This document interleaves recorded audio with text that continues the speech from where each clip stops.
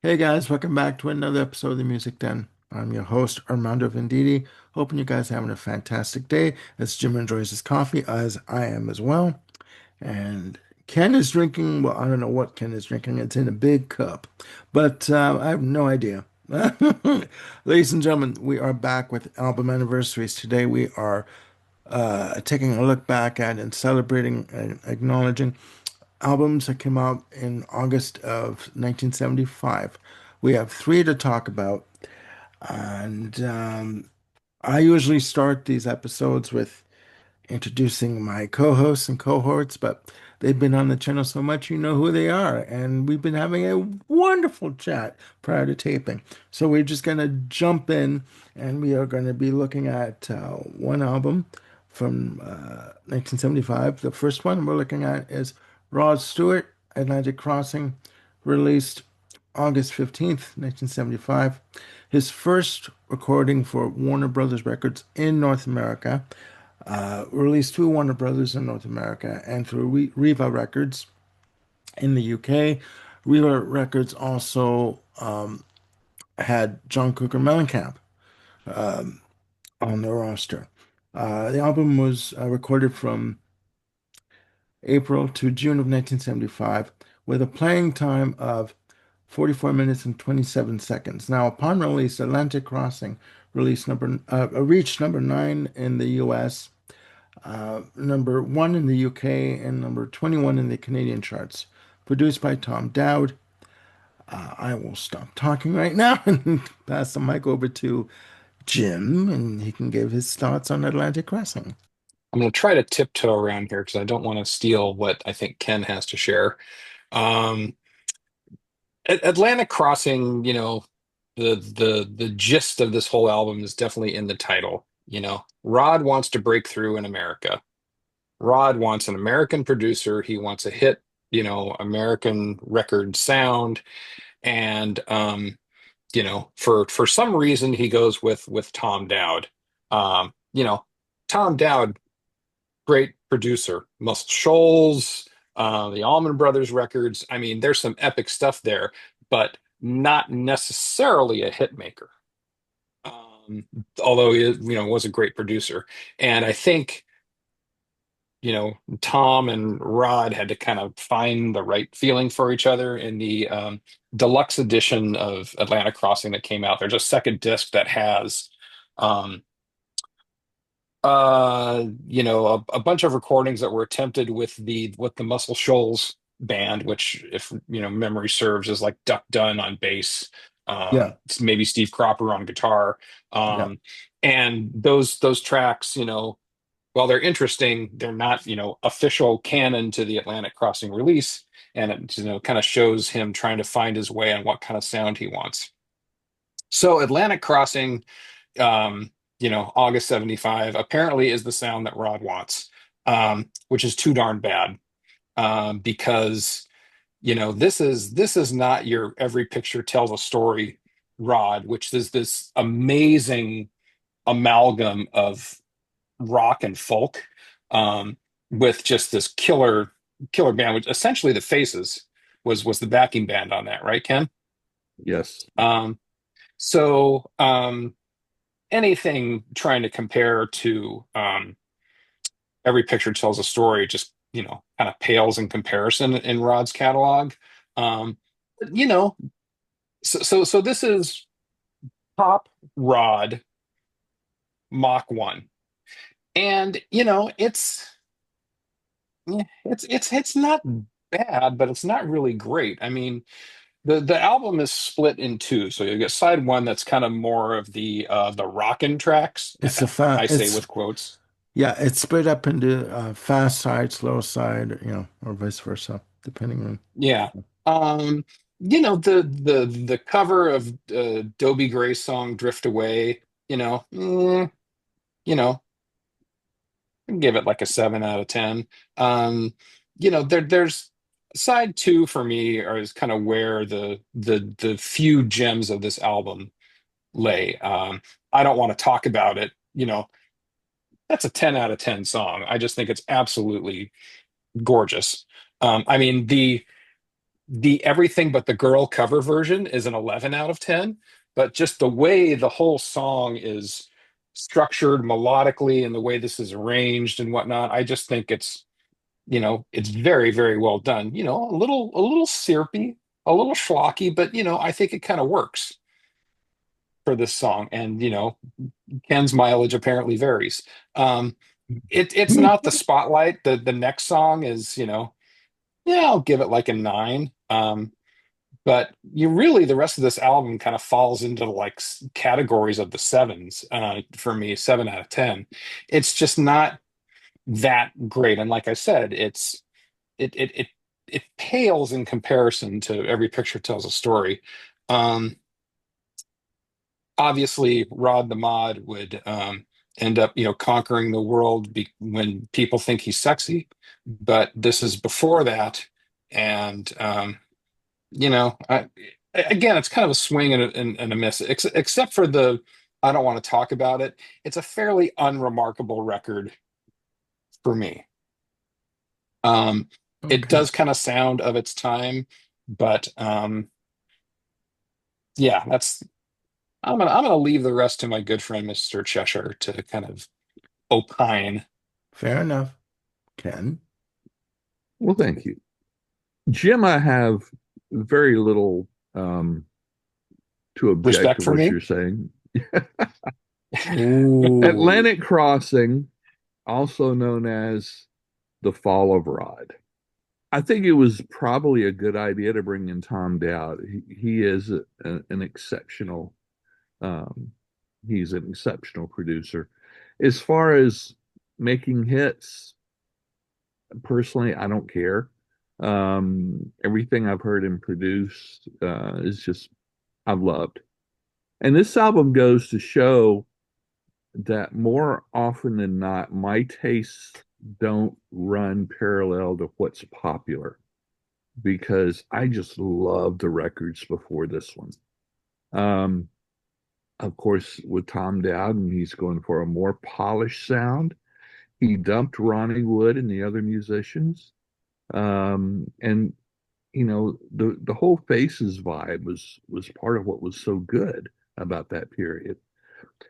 But he did bring in um, some impressive studio guys: Steve Cropper, Booker T. Jones, um, Don Dunn, like you mentioned, and Lee Sklar, who is um, you know yeah, historically one of the greatest bass players.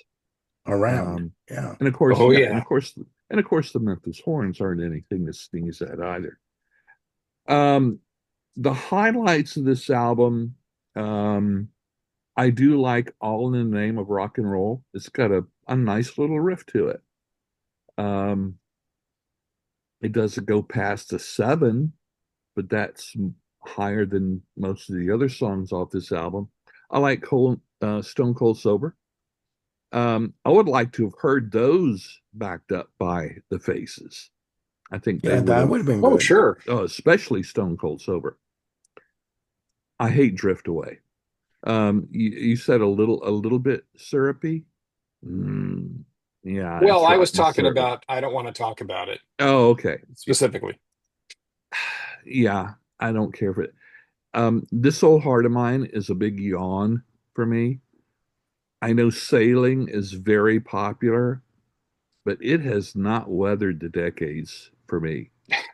That's something Good, that would, good, good use of words there. It's run aground, you yeah, say. it's run aground. Yes, it has. It has sunk into Um, the sea. and I bought this when it came out because, like I say, I love Stewart's solo works before then. I listened to it quite a bit, but I was soon ready to move on to other albums. And it just didn't have the staying power back then. And it hasn't weathered the decades for me now. I mean, the cover says it all. Is there It more does. of a disco cover than that? It's like, oh my gosh, The cover is Well, very 70s. very 70s. Yeah, very 70s. So anyway, groovy, baby. yeah. So, yeah, you give the songs a higher rating than I would, but you know, that's okay. But yeah, that about sums up. I didn't buy any more Rod Stewart albums after this until the Ooh. point later on where there was a box set The of storyteller box. Yeah.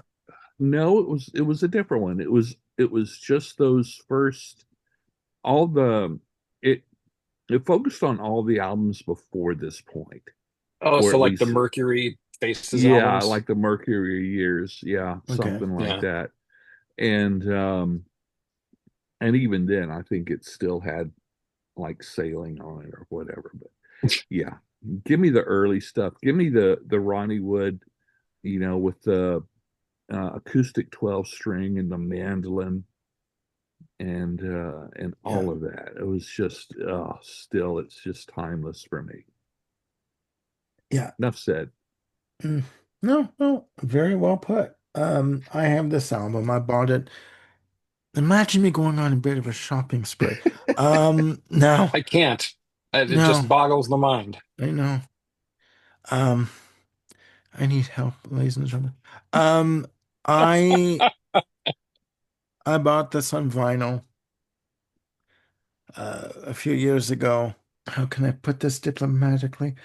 When artists that start out their solo career right away start doing cover tunes, for me, there's a problem.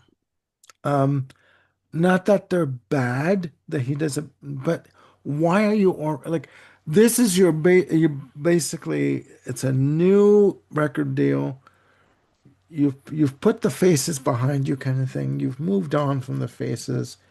Why would you do a cover of Drift Away right away?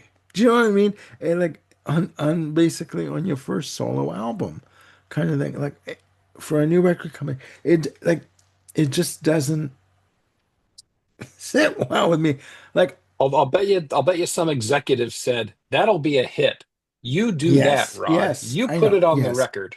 And not only, I mean, okay, let's back up a minute. I've seen Rod Stewart in concert 3 times over the years. So, he's good. He's good in concert. The crowds love him. When he does sailing, they lose their mind. Women's bras come off and go on the stage. I'm telling you. Um, I Mom don't want to. Jones approves. Exactly. And sometimes they're still wearing the bras, and women are still attached to them. Um, I don't want to talk about it. Fantastic. Fantastic. The rest of the album, no, th 3-time loser, all right for an hour, all in the name of rock and roll. I mean, it's like, okay. It- it's not, the songs are not memorable to me. Yep. Um, you know, This So Hard of Mine. Not only did he cover this once, he covered it twice with Ron Isley. Yep. It's like, no, no, no. Get your hand out of the Motown drawer and let it go. Like, don't even like, it's it. I had better. I had more enthusiasm for this album going into it, listening. Oh, this is going to be great. It's like, okay, it is what it Meh. is. It is what it is. Yeah. And then when he got on the Great American Songbook, it's like, Well, that was a Yeah. big trend. The same yes, with artists Sure. doing duet albums. It's like, yes. Like I said, it's okay. It's just it's not for me. It's not for Well, me. a couple of points I want to throw in there. Rod covering this old heart of mine, you know, commercially, I guess kind of makes sense because the Rolling Stones had a couple of hits with covering, Motown stuff, if I recall correctly. yeah, Ain't Yeah. Too Proud to Beg, I think, came yep. out from them around this time, and there's Yeah. a couple others as So well. he jumped on the Um, train. You jumped He on the jumped, train. bandwagon Rod.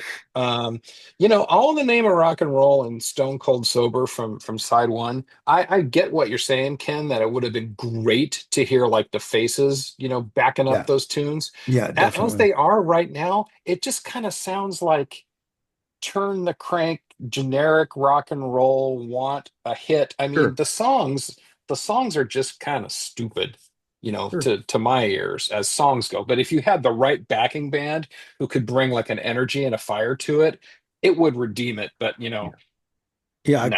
come up with a couple of lines for a verse, come up with a couple of lines for a chorus, quick bridge, chorus, fade out or dead stop, and you're good to go. I mean, Yeah. not it's And honestly, on it's the not albums memorable. before this, Rod did covers. I mean, he covered Elton John, he covered the Stones, Okay. and Cover and the Temptations. honestly, Yeah. yeah, and honestly, yeah, those covers don't do anything for me either. His Wh- cover version of "Country Comfort" by Elton John, the Yeah. original is questionable, and um, that really Yeah. takes it to a new low. Yeah. Yeah. So, what was the other one? The Well, Stones. there's I know I'm losing you, which is I think the That's exception to what the amazing. rule. Yeah, that is Yes. a definite exception. And the Kenny But fact Jones that for the win on that one. oh I yeah, mean, f for this album, and then I think for A Night on the Town, he divided the sides up into fast side, slow side, due to the fact that he was dating Brick Eklund at the time, and it was her idea to come up with just to split them up like that. It's fine. I It's all Tonight's probably the well. would night. have too. Yeah. It's all well and And good, but whatever you want, Britt. I just, yeah, it's. He's had good albums. I'm not saying he hasn't. I'm just saying that. Ugh. Say it. And the cover does. I was going. No, I'm not going to say it. No, no, no. It's not a no, but it's not a roaring yes. It's somewhere in the It's a middle. meh. Yeah, it's a Yeah, meh. it's a meh. Disappointing. How about that? We give it a big Sure, disappointing. Yeah, sure. yeah. And the album cover does say it all. That screams 1970s. Yeah. Uh, yeah. Yeah. I mean, it's okay. Moving on.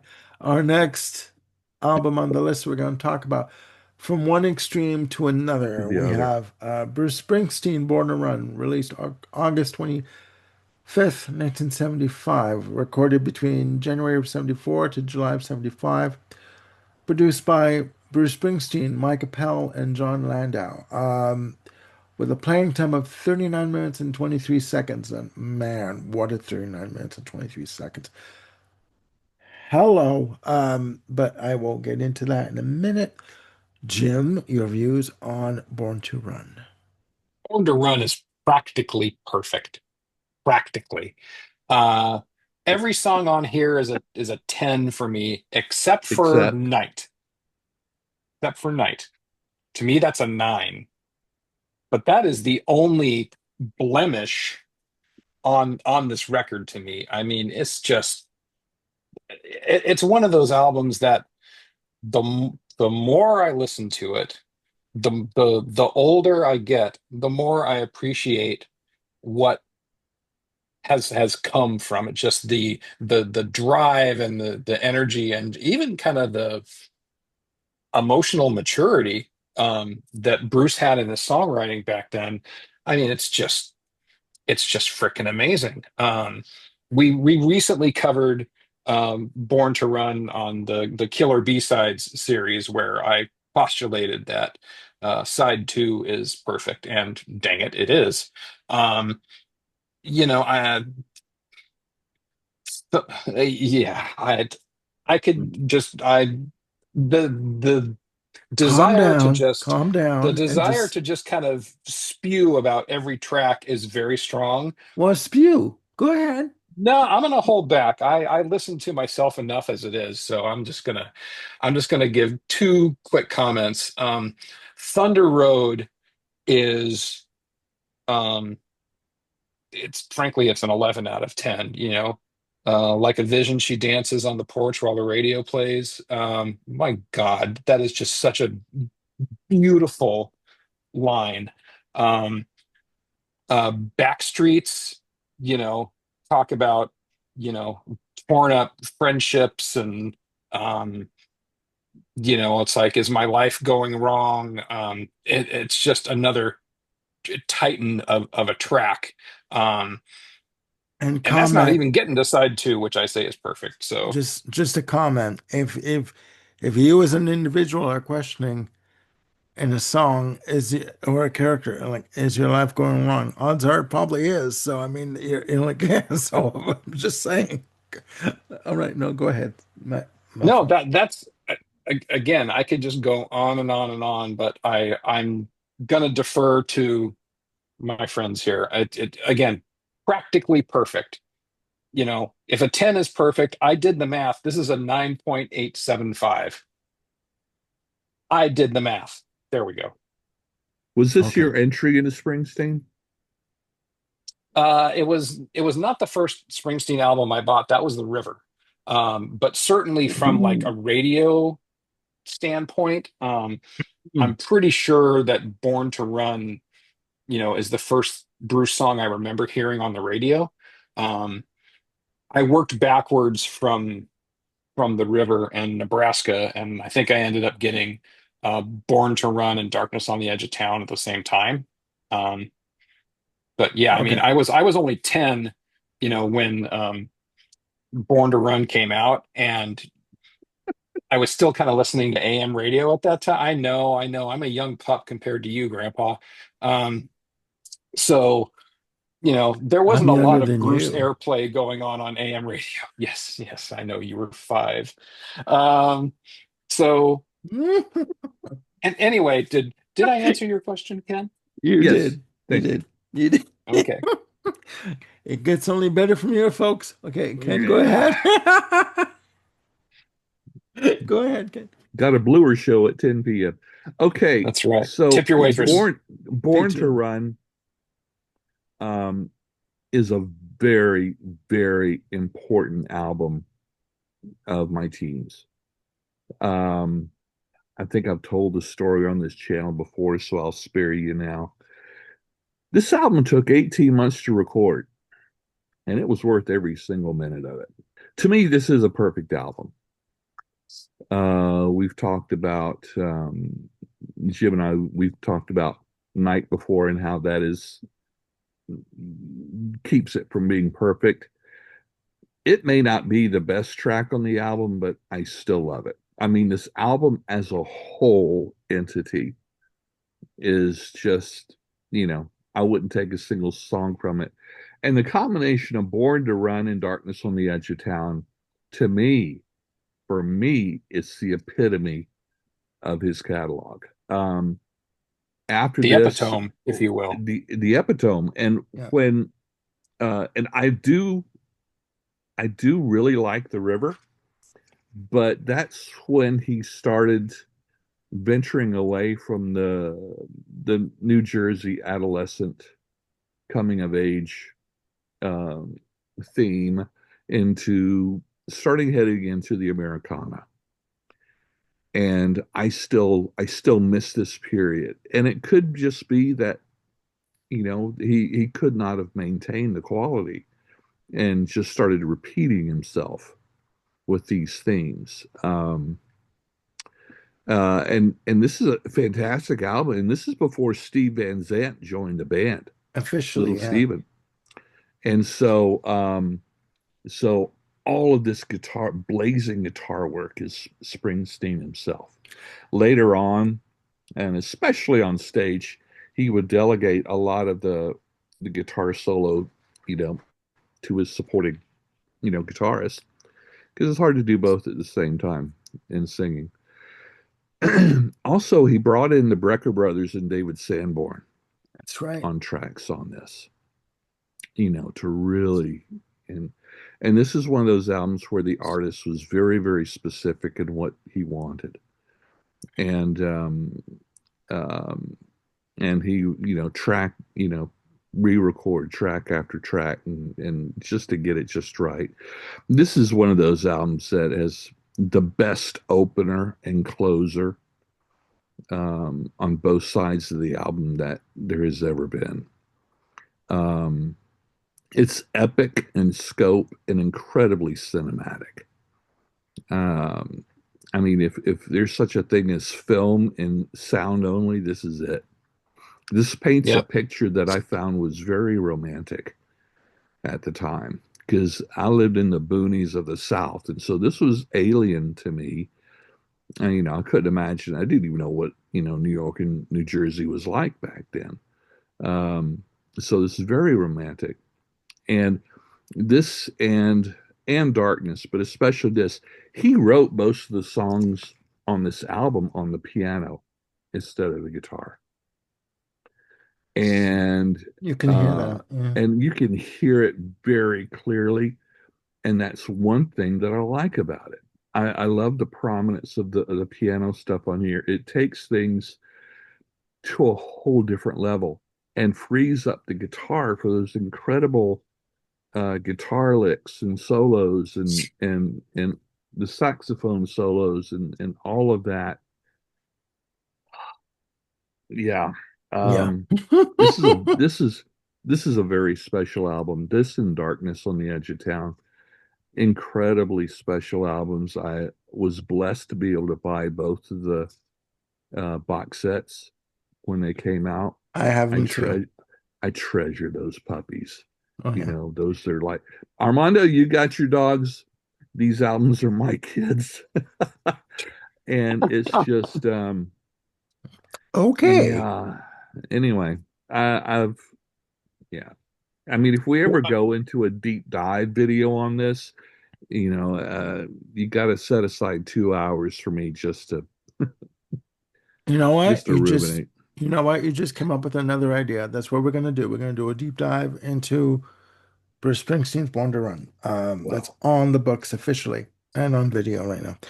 Um, my take on this album, yeah, and the box sets that Ken was referring to, they've been reissuing Springsteen's back catalog and Born to Run and Darkness on the Edge of Town, along with The River, called The Ties That it's been Yep, renamed called The Ties That Bind, got that have too. been released in fantastic box sets.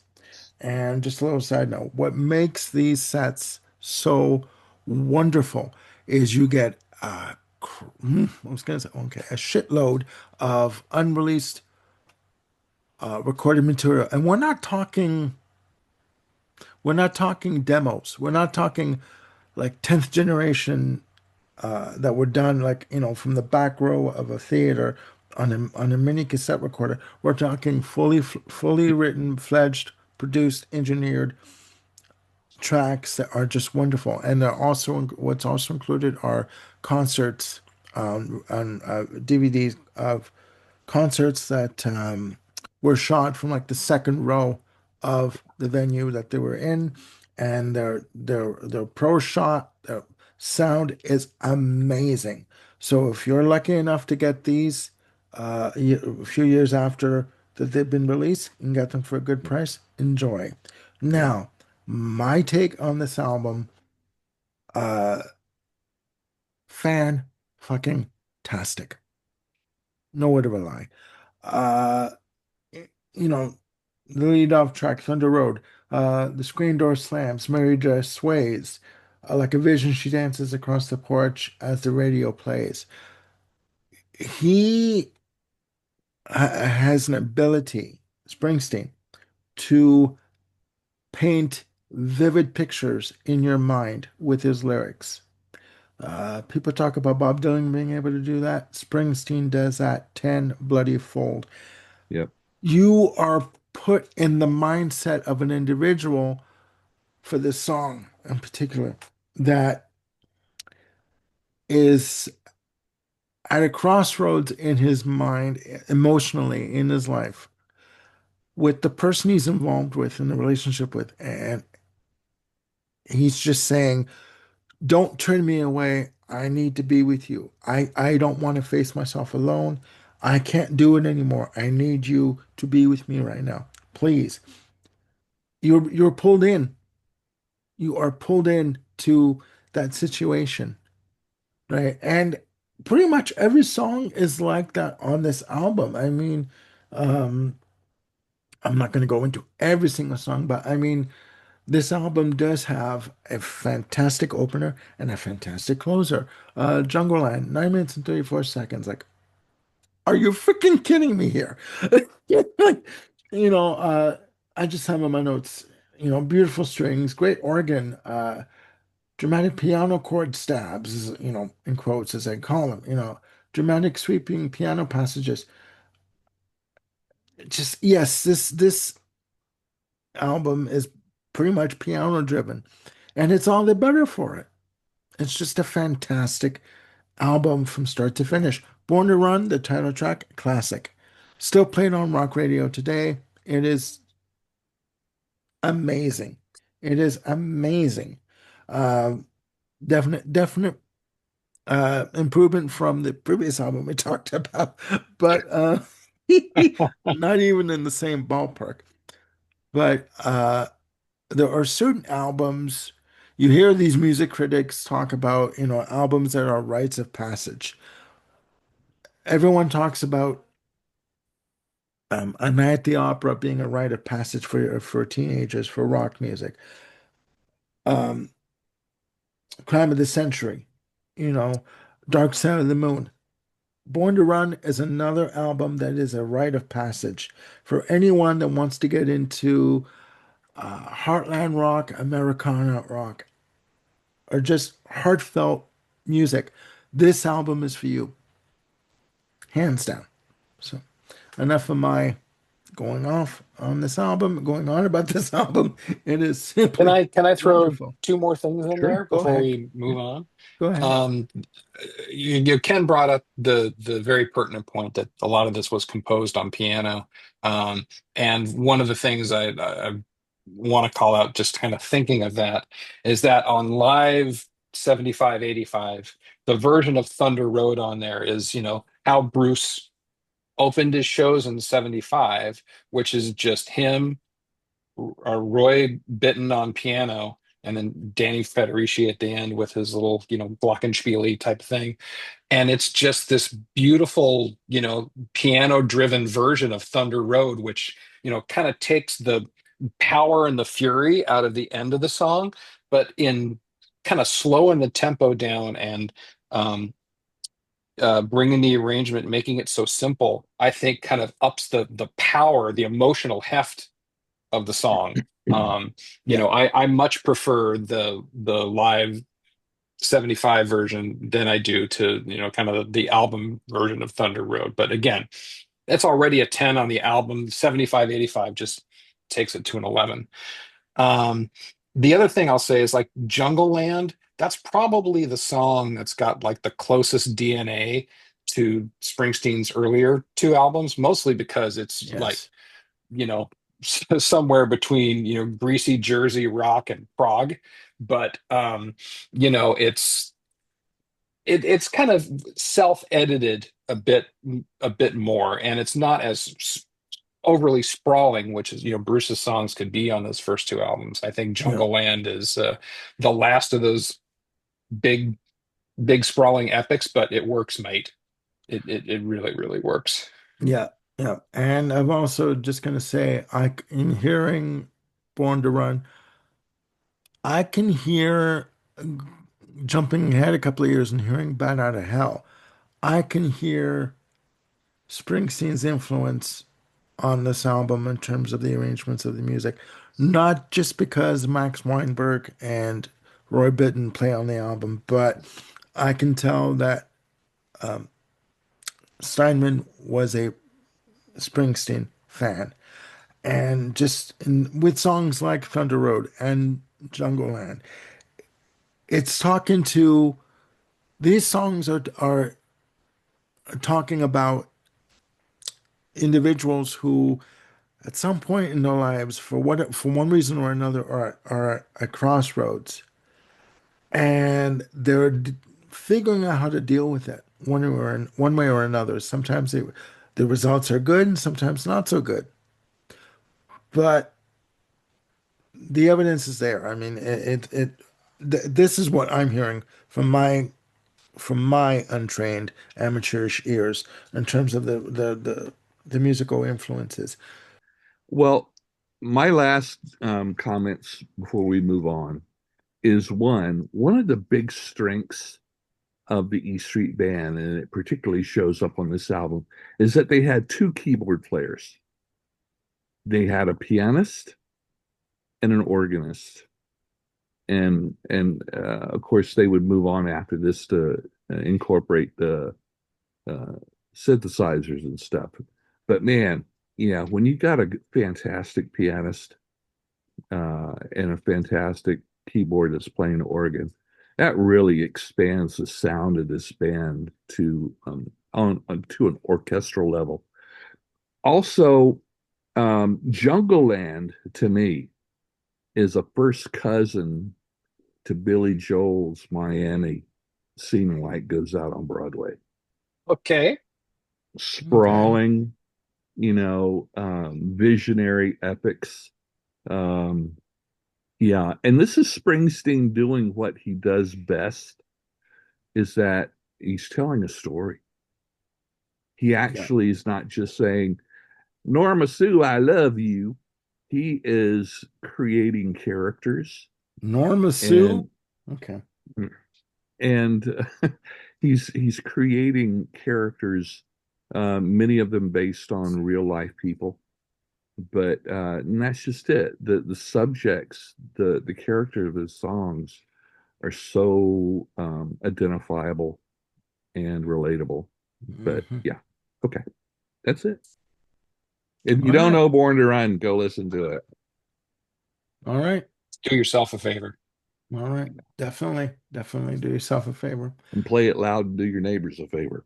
All right, ladies and gentlemen, the last album we're going to talk about for this episode, for 1975, from album Anniversaries, Dawn of Summer, Love to Love You Baby, released August 27th, 1975, recorded from May to June of 75, released on Casablanca Records, originally Oasis Records, which was, I believe, Giorgio Moroder's own label through Casablanca, with a playing time of 35 minutes and 46 seconds, reaching number 11 in the US, number 16 in the UK, and number 16 in Canada. Album was produced by Giorgio Moroder and Pete Bellotte, business partners. I will give my opinion at the very end. Jim? Well, now, uh, Donna has the I don't know if it's enviable or unenviable position of being part of like two like genre shifting, music shifting, pieces in her career. Um, the first is, the title track here, Love to Love You Baby. And the second is I Feel Love, which I believe is 1976, which again sort of pushed music more electronic. Whereas this 77. one, Yeah.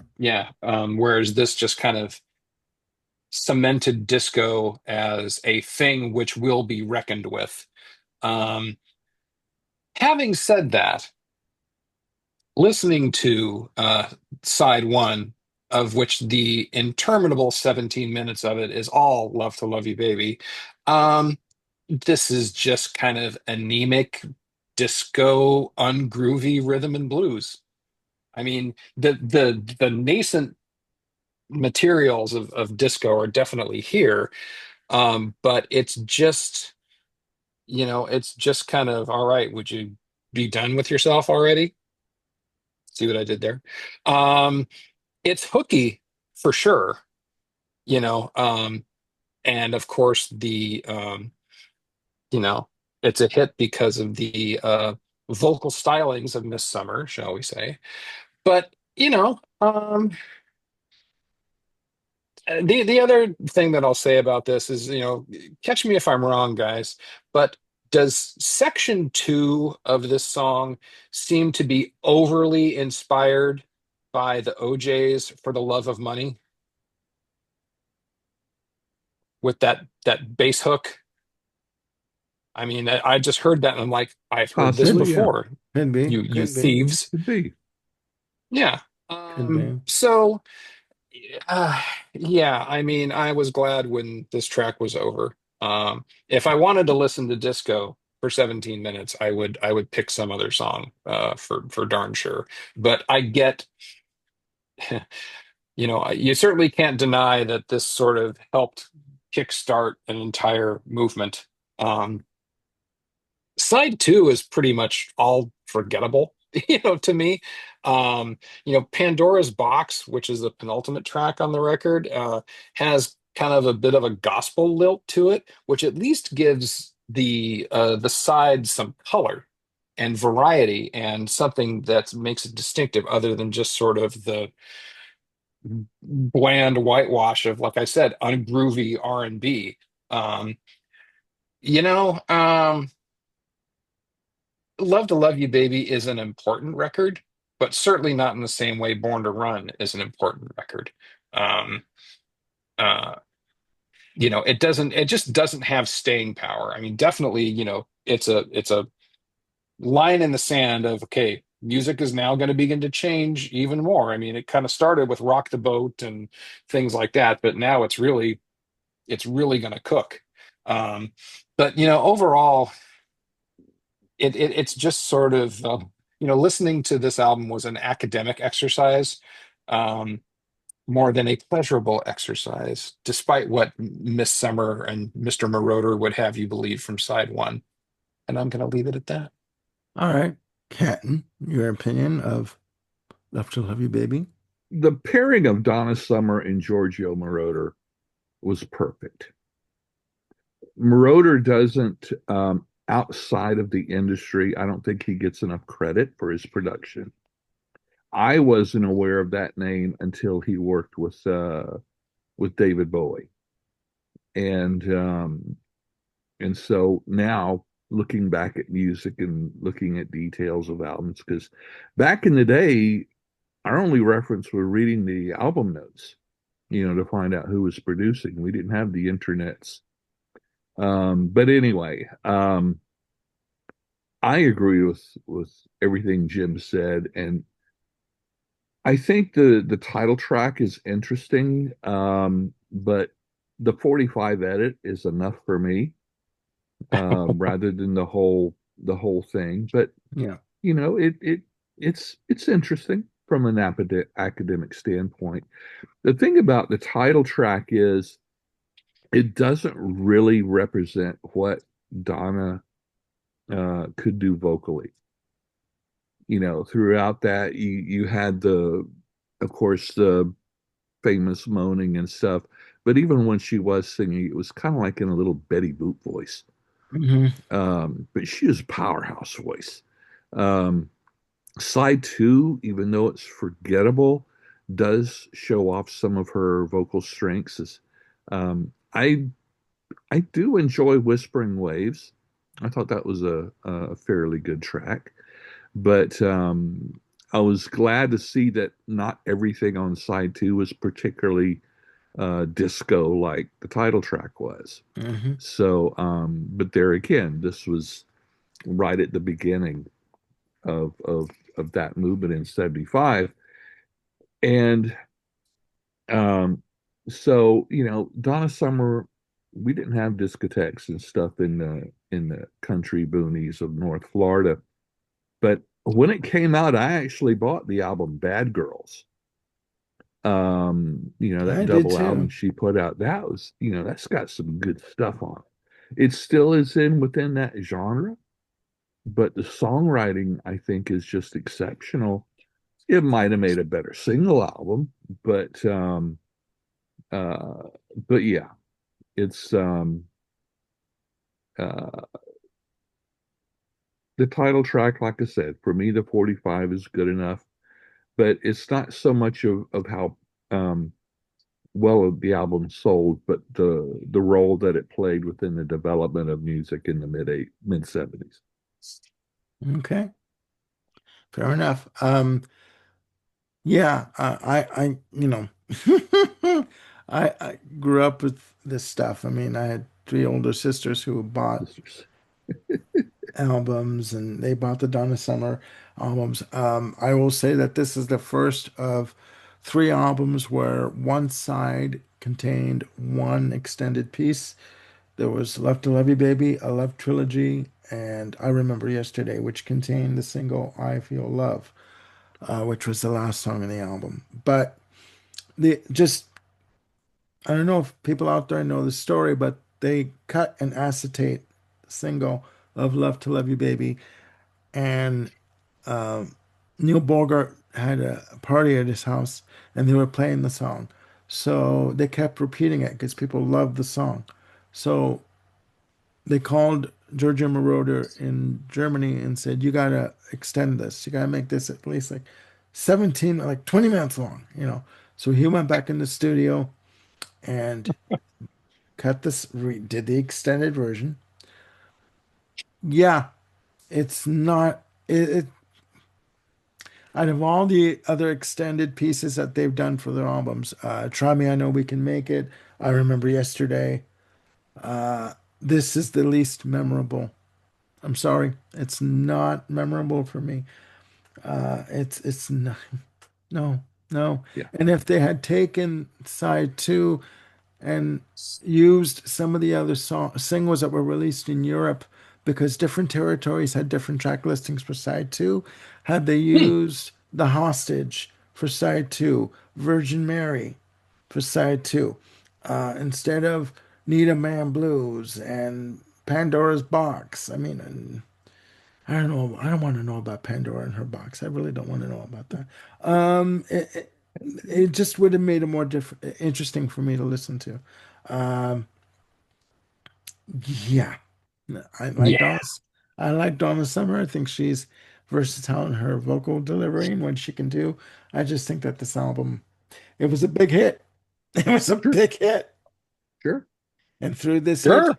he was able to And host. yeah, Yeah, and at the time there was a lot of talk and speculation and rumor of about how the song was recorded in particular. let me put let me put Uh-huh. let The me put it same to way, rest. Let the me put it same to way rest. as Ohio players love roller coaster. And let me That's put it to got rest. some, yeah. Go ahead. They did the extended version, so they Donna went into the studio and she simulated orgasm. Mhm. They turned the lights down low in in the booth so that they couldn't see her because she was quite shy with what she did in terms of doing that. But I'm gonna put this out there, and I find that this is completely Said the disgusting. bishop to the actress. There is a documentary on her life that Mhm. aired on, I think, HBO Max Yeah. that her daughter put together. And I watched this and I deleted it because I was disgusted.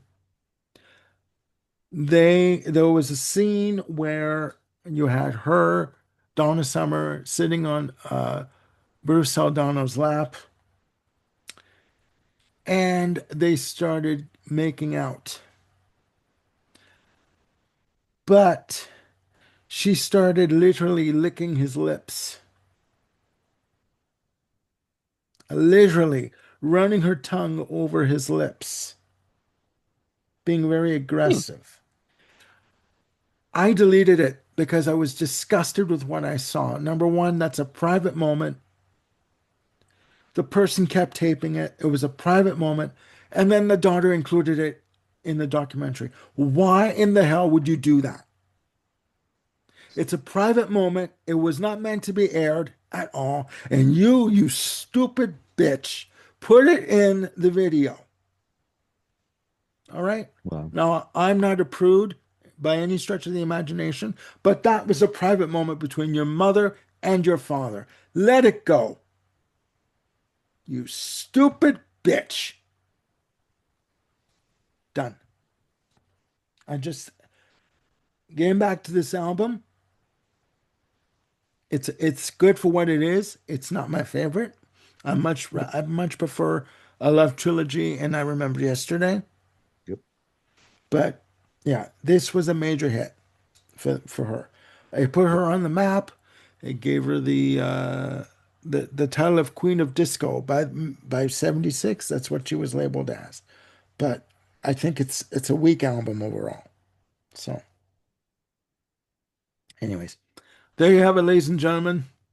A very interesting episode for album anniversaries, for albums celebrating the 50th anniversary. Please put down in the comments below your opinion of these albums that we discussed. And yeah, no right or wrong answers. We just want to get a dialogue going on this, right? Yeah. So, again, it's never a dull moment doing these episodes. Glitches and all. Ladies and gentlemen, I want to thank Jim and Ken for coming along with me on this ride, and we will be back with albums celebrating the 40th anniversary on album anniversaries. Have a good day. Click like and subscribe. Hit the notification bell again to keep yourselves on top of any new content we got coming up, and we'll see you soon on the Music Den. Bye for now.